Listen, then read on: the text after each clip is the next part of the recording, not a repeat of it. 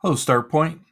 Mr. Seward here, and today we are looking at Solidworks, and this is lesson 10. This is what's called the flex feature, and I'm going to show you how to flex this hammer head. So, in the tutorial here on the right hand side, you've been going through and building this chisel, is actually what they call it. I call it a hammerhead, whatever. Anyways, I'm going to show you how to do this flex thing that's on here. This is little intense, I guess is the best way to put it. But here's the heart of it. I'm going to go up to my search commands and I'm just going to type flex in, F-L-E-X, and hit enter. It's going to launch me into this. Now I have to click on the chisel so that it knows what part I'm working on.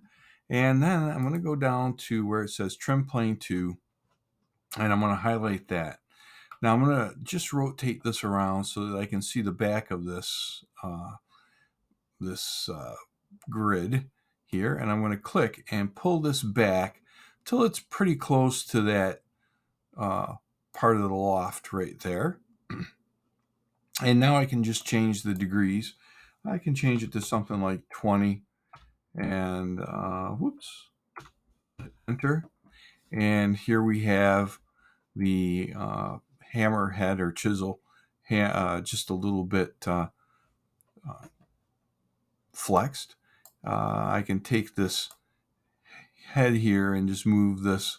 I can move that flex or that curvature line up, and then green check mark. And when I take a look at it from the side view, okay, it'll be flexed.